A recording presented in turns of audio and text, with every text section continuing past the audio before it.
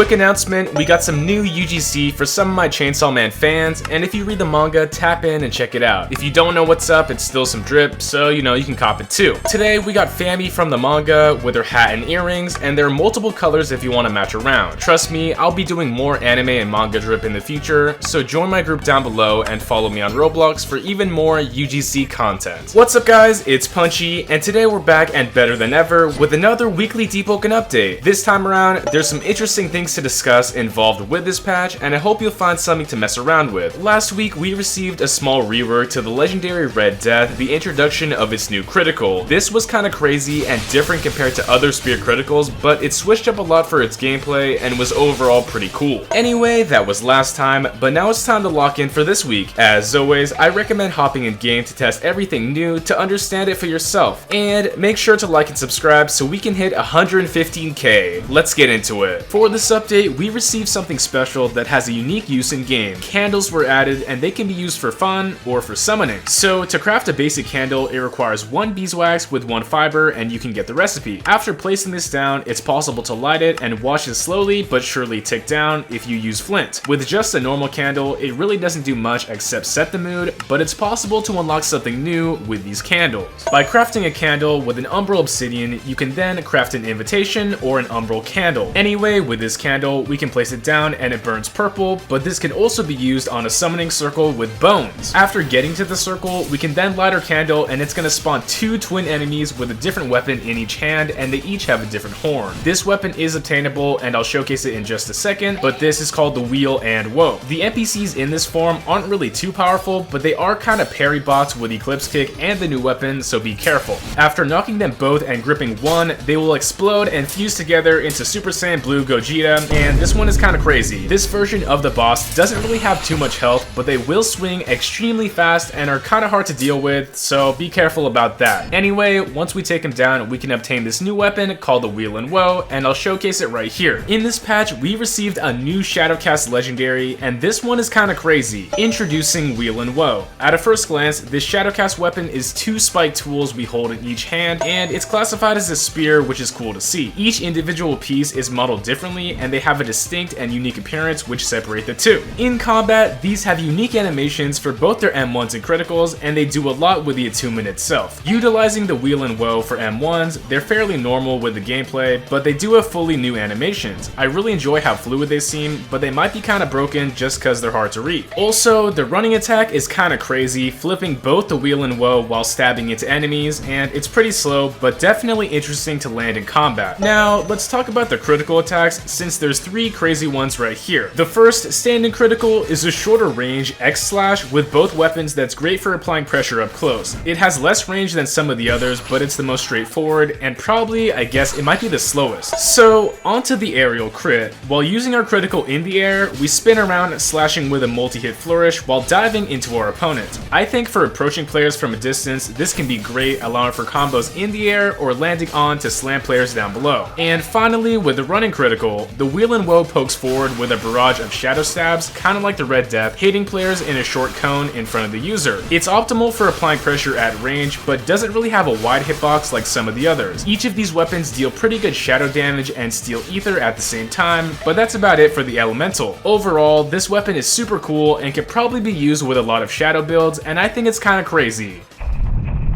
Starting off with some overall game changes, these are pretty impactful all around the board and should switch up a lot when it comes to everyone's combat experience. So for starters, and for a very long time, unintended or not, two-handed weapons in combat with your stance would not only increase posture damage for your weapon's M1s and criticals, but also on your mantras. You know, that's kinda crazy. In this update, this is no longer the case, stating that the two-handed weapon stance only buffs weapon M1 and criticals instead of buffing your mantras. 10% isn't even that crazy, but with talents like Stronghold, you can have defensive and offensive pressure by just equipping a weapon in two-hand. I don't even know if it was always a 10% bonus, but getting free posture applied to your mantras, that's no longer going to be happening, and it's only going to be useful on weapons. Further touching base mechanics, the Deficient flaw has actually been bugging for quite a long time. I'm not sure since when, but Deficient's downside was only reducing ether regen from potions. Like, that's weird, what? It's doing nothing. Now this has been fixed, and reduces your tempo-based ether regen, which is essentially how everyone gains ether in combat, and this flaw has finally been fixed or balanced to, I guess, work. I'm not too sure what exactly happened, but now it's going to be detrimental to your combat ether regeneration and should be a threat.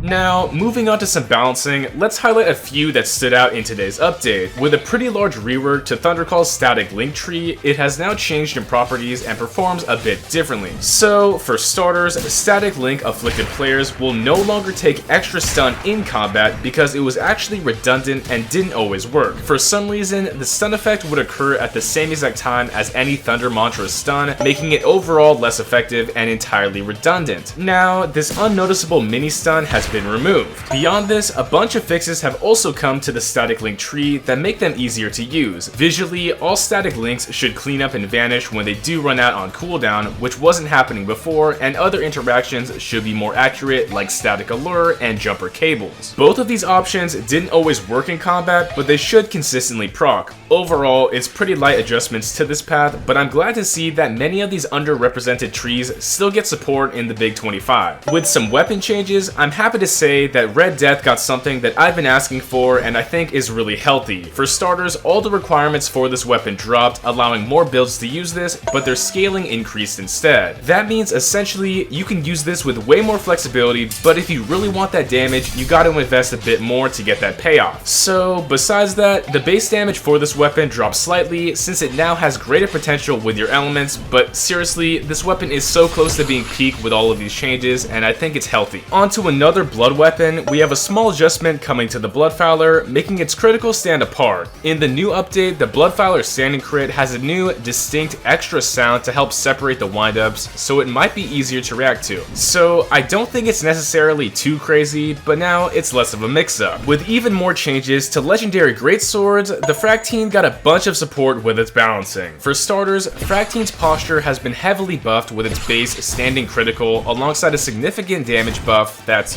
it's kind of crazy. Besides that, the shrapnel from this critical now bleeds opponents on hit with bleed damage and scales higher to deal even more extra damage, but to be honest, this option is still very difficult to land. Next, with a kinda crazy buff out of nowhere, we have a bunch of buffs for the alloyed Grimoire LONGSPEAR. For starters, the medium scaling for this weapon has increased massively with this option, allowing for more damage with higher investment. Also, its swing speed has been buffed and the critical damage has received a boost. A ton of people kinda forgot about this thing, and its stats are up there and not even forgettable, so I guess we'll see what happens. And with that, this week's content comes to a close. As always, hop in game for weekly battle royale and check out all the new stuff. Tell me down below what you think and I'll tell the devs. Thank you once again to all the supporters who motivate me daily and directly help out the channel. If you want to join as a member, go down below, and besides that, my personal Discord, guild Discord, and my UGC group are all linked, so check them out. Thanks once again, and make sure to like and subscribe so we can hit 115K. It's punchin' time.